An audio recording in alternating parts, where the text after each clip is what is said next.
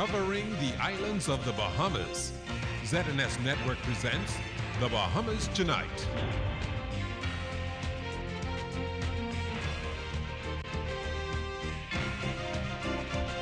This portion of the news is brought to you by McDonald's. McDonald's, I'm loving it. Good evening and welcome to the Bahamas Tonight, the National Report. I'm Keishla Adderley. Thanks for joining us. Topping the news tonight, the Ministry of National Security has re-engaged the services of retired police officers in what they say is a move to boost crime-fighting initiatives and to take a second look at a string of cold cases. Shanique Miller tells us where else these officers are expected to make a difference. Those who are being re-engaged come with an expertise in crime fighting, something that's needed right now. And National Security Minister Dr. Bernard Nodded says already it's having an impact. If you drive through certainly the Baintown community today, you'll see that there are a number of areas where dilapidated houses have been removed, where yards have been cleaned up, etc. The other area is with our saturation patrols at night. We've put a very large number of policemen now out in the communities in the afternoons and evenings. We're providing them with more vehicles than they've had in the past, and we have seen a very significant impact with violent crime in the communities over the past 3 weeks since this program started. The rehiring of retired police officers is a new measure put in place by the Ministry of National Security. The goal is to equip the police force with help beyond technical and transportation, but to outfit the force with those who still have much to contribute and who can, through their experience, make a difference in curbing the crime problem. These are people who have various skills and experience that we think will augment the existing skills of police officers on the force at the present time. We are particularly concerned about having as immediate an impact as possible on violent crime.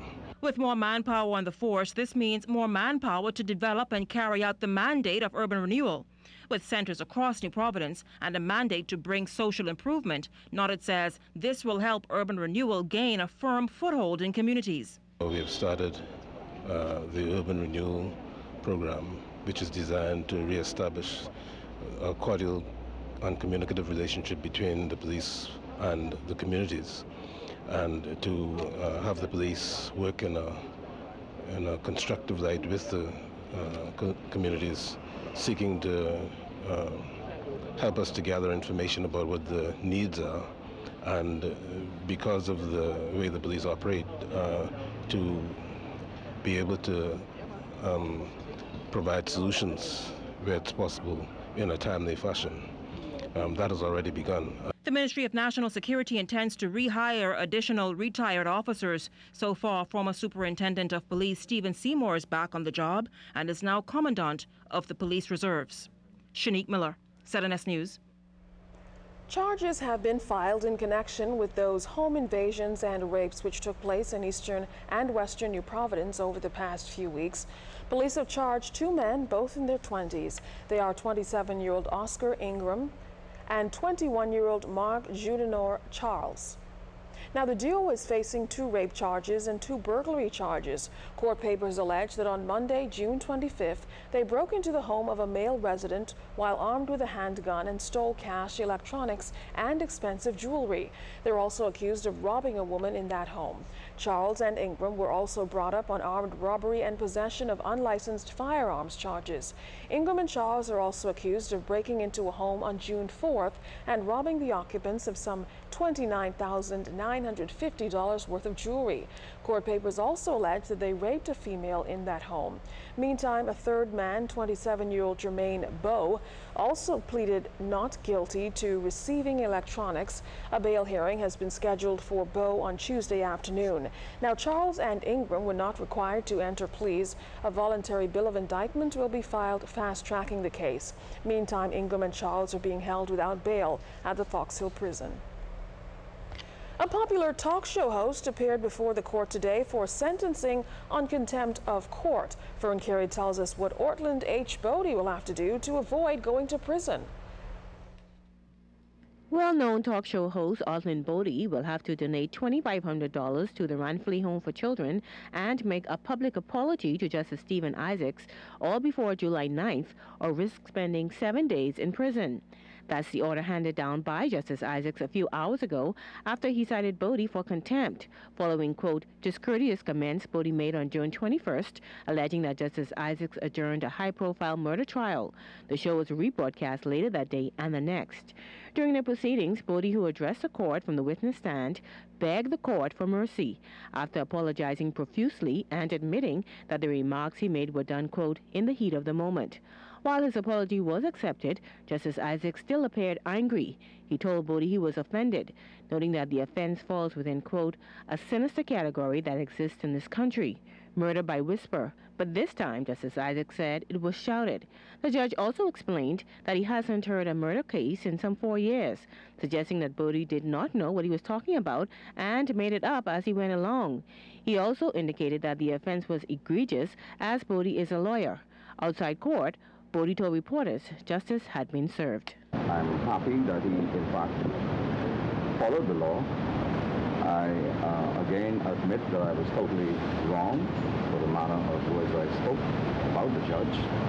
It is crucial in a country such as ours that the rule of law be upheld at all times. You cannot, you should not, and as a trained lawyer, I should have known better. The talk show host also had this to say. And I'm simply relieved not to have to do the bank lane shuffle this morning. And it will teach me a lesson. Watch my juicy mouth in future. Now, apart from giving more than $2,500 to the Ranfley Home for Children, Mr. Bodie says he will also be making an apology on his talk show for the next 7 days. Karen Carey, ZNS News. The Ministry of Social Services is hoping to make the Social Services National Hotline a household number. Today, officials relaunched the hotline with a renewed focus. While in the past, the hotline mainly catered to child abuse reports and suicide, authorities say they want anyone experiencing challenges to know that help is just a phone call away. Janaea Noel Ferguson has more. Suicide, domestic violence, child abuse, rape, financial woes, or any other life challenge have all grabbed headlines recently. Those going through these problems should know that it all can be worked out. This is the message of the National Hotline relaunched by the Ministry of Social Services. Minister of Social Services and Development Melanie Griffin noted just how critical this 24-hour service is. There is much pain and suffering in our country, and many persons suffer in silence, often to their detriment. We believe that every person deserves to live in a world free from violence and abuse. We believe that safe homes and safe families are the foundation of a safe society.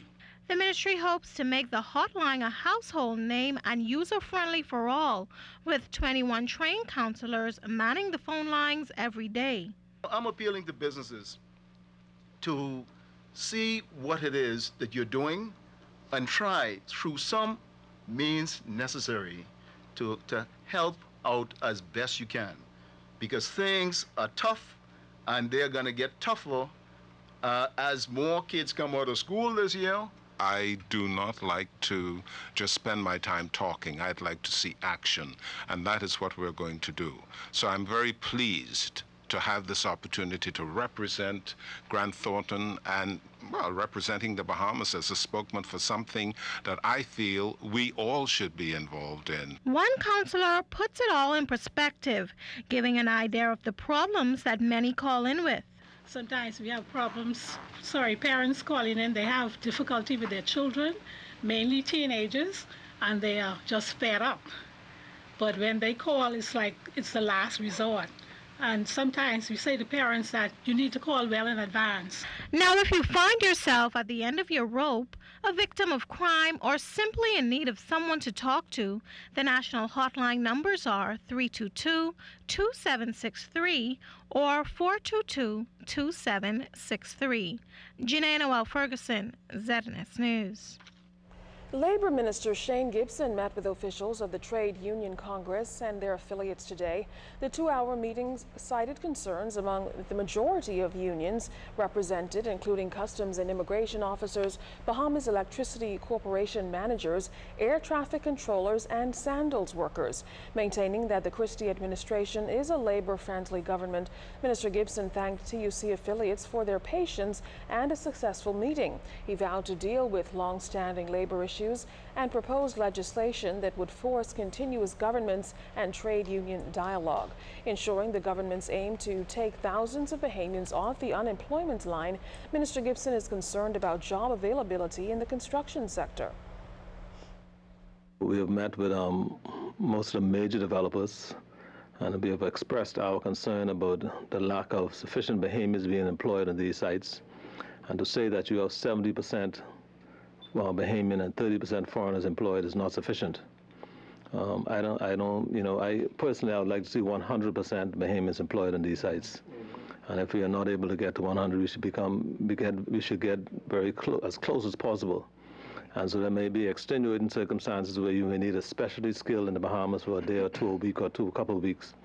Then we would have the transfer of knowledge from the person coming into locals. Trade Union Congress President Obi Ferguson anticipates future meetings with the Labor Minister to iron out grievances. I think this minister, being a former trade unionist, understands the importance of collaboration, importance of respect for trade union leaders. And I am satisfied, and my colleagues are, that this minister would be accessible to us. We would attempt to resolve all of our matters that we can. Well, still to come in the Bahamas tonight, what ZNS is doing as the countdown to independence winds down. Stay tuned.